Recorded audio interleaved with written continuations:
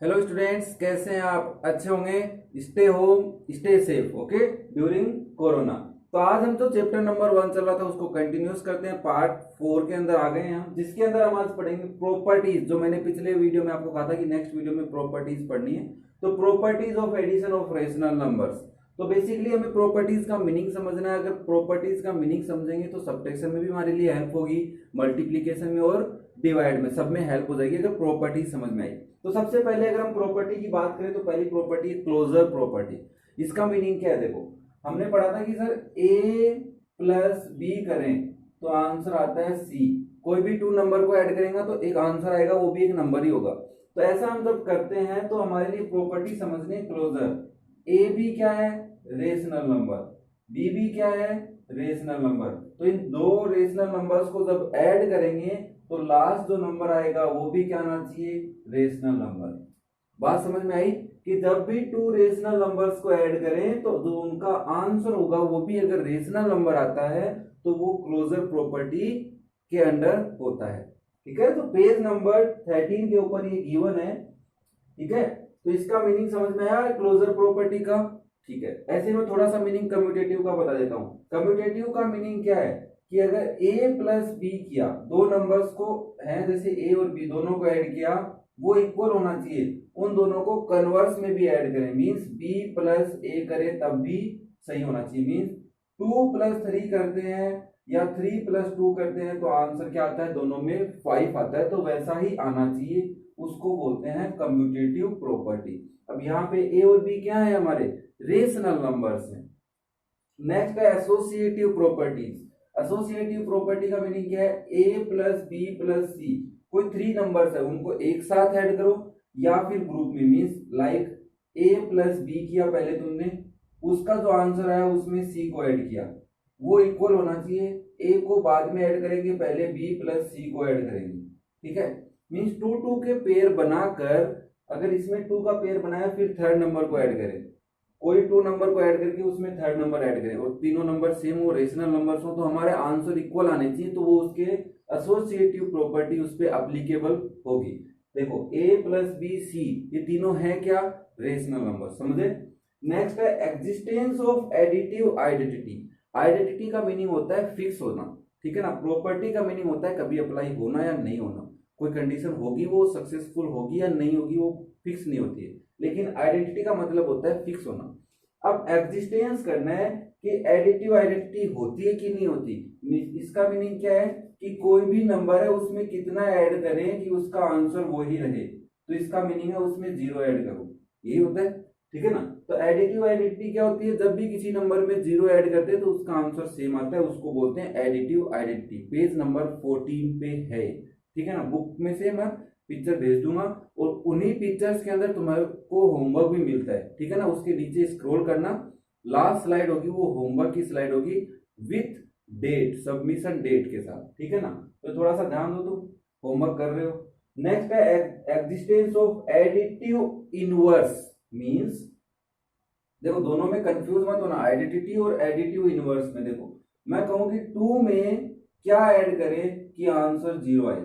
Means कोई भी number में क्या ऐड करें कि उसका आंसर 0 आए। तो आप कहोगे सर जो नंबर है ना उसका नेगेटिव साइन ऐड कर दो या फिर उसका कन्वर्स साइन। मींस अगर तुम्हें कोई कहता -2 में क्या ऐड करो कि उसका आंसर 0 आए, तो तुम कहोगे सर ये -2 है, नेगेटिव का है, इसका कन्वर्स साइन ले लेते हैं +2।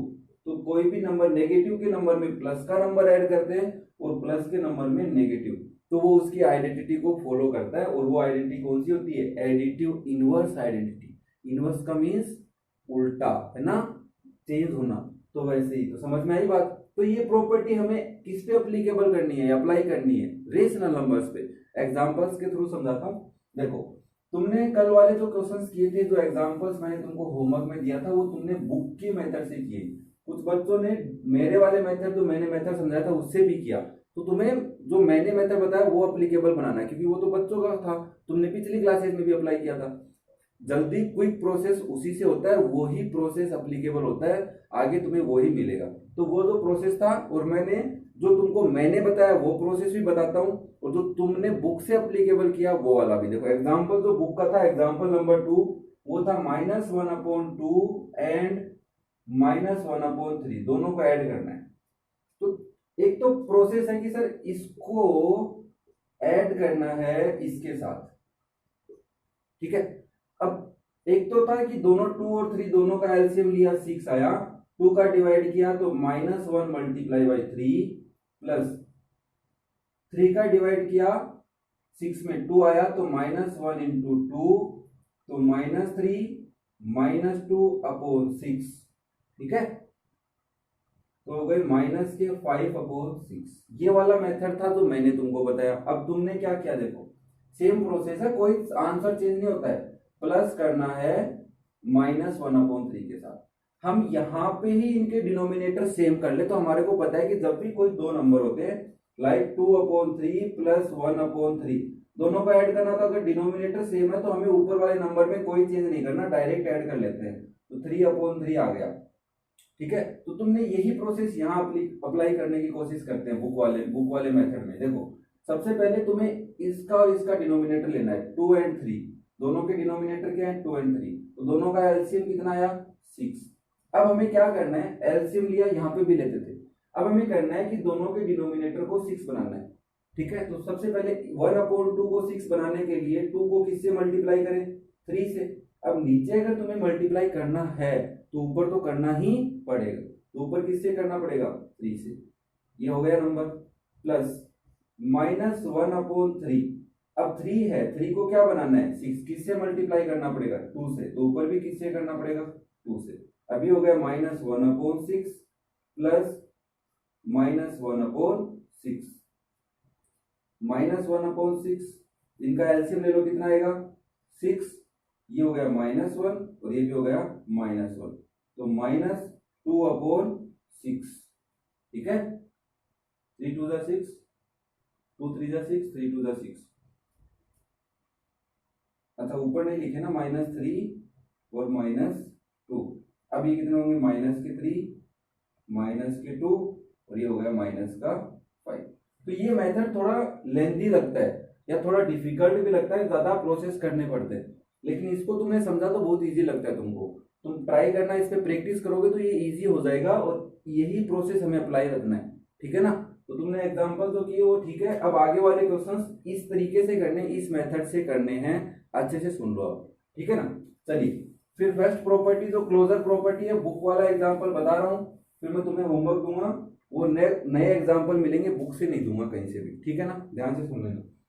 क्वेश्चन है add example number 1, page number 13 के ऊपर है, -4/5 एड -4/5 एंड 2/10। अब डायरेक्ट वाले मेथड बताते हैं, वो तो तुम देखो दोनों के डिनोमिनेटर सेम करने वाला मेथड नहीं बता रहा मैं, डायरेक्ट कैसे एलसीएम लेके ऐड करते हैं वो बताते हैं। तो इसके सॉल्यूशन में तुम क्या करोगे, -4/5 प्लस 2/10, एलसीएम कितना आया 5 और 10 का 10, क्योंकि 5 की टेबल में भी 10 आता है, 10 की टेबल में भी 10 आता है, 5 का डिवाइड 10 में 2 टाइम, तो -4 इंटू 2 प्लस यहाँ कितना आएगा 2 इंटू 1 आएगा क्या, यस, तो ये आया -8 प्लस के 2/10। अब इसका आंसर देखो कितना आएगा -6/10। अब इसका मीनिंग क्या है कि जब भी टू रेशनल नंबर, दोनों रेशनल नंबर्स हैं, उनको ऐड किया तो आंसर भी क्या है rational number, means closure property follow हो रही है। चलिए एग्जांपल नंबर 2 देखो, फिर एग्जांपल नंबर 2 में कह रहा है कम्यूटेटिव प्रॉपर्टी फॉलो करनी है, ऐड 2/5 एंड -1/2।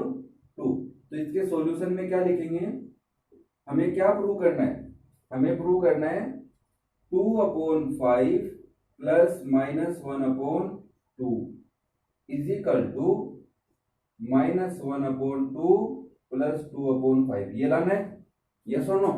कम्यूटेटिव प्रॉपर्टी यही तो बताई थी, a प्लस बी प्लस ए दोनों सेम आने चाहिए, वही हमारी क्या होती है कम्यूटेटिव प्रॉपर्टी होती है। फटाफट इसको सोल्व कर लेते हैं। तो सबसे पहले तुमने इसको सोल्व करते हैं, इस पार्ट को सोल्व करेंगे तो इसका एलसीएम कितना आएगा 2 और 5 10 आएगा, 5 2 10, तो 2 इंटू 2 प्लस -1 इंटू 2 का डिवाइड 10 में 5 टाइम तो आया 5, 2 2 जा 4, 5 1 जा 5 -2 अपॉन 10, तो आंसर आया -1 अपॉन 10। अब हमारा क्या होना चाहिए, इनको कन्वर्स ऐड करें तब भी आंसर सेम ही आना चाहिए क्या? चलो चेक करते हैं। 1 प्लस 2 अपॉन 5, इन दोनों को ऐड करना है तो इनका एलसीएम कितना आएगा जल्दी बताओ। 2 और 5 का 10 ही आएगा। 2 का डिवाइड 10 में 5 टाइम, -1 इंटू 5 प्लस 5 का डिवाइड 10 में 2 टाइम, तो 2 पहले से और ये 2 से मल्टीप्लाई कर दिया, तो -5 प्लस 4 अपॉन 10, तो आंसर है -1 अपॉन 10। सही है, चेक हो गए।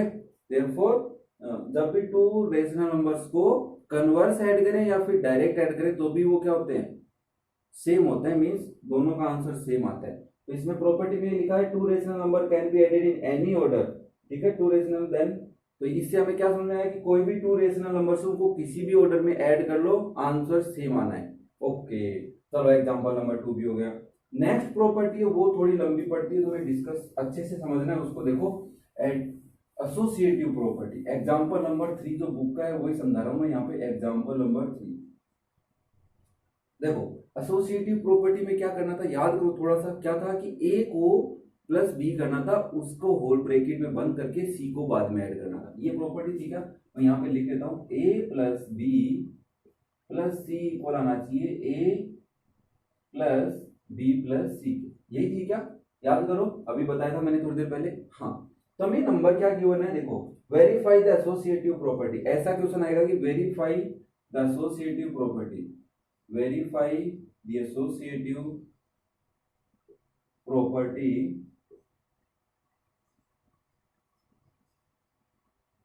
for -1 upon 2, 2 upon 3 and 5 upon 6, इन तीनों को ऐड करना है। तो फटाफट सोचो, तुम सबसे पहले क्या करते हैं इसके अंदर, तुम सबसे पहले क्या करोगे, -1 अपॉन 2 और 2 अपॉन 3 का जल्दी से सोच के बताओ मुझे क्या करना है। सोच लिया? नहीं सोचा? जल्दी सोचो तो। हाँ देखो, सबसे पहले तुम क्या कहोगे सर, -1 अपॉन 2 और 2 अपॉन 3 को ऐड करेंगे फिर। तो इसको देखो, मैं सबसे पहले इसके सॉल्यूशन में लिख रहा हूं, सॉल्यूशन में लिखेंगे -1 upon 2 plus 2 upon 3 bracket close 5 upon 6, ये लिखोगे क्या?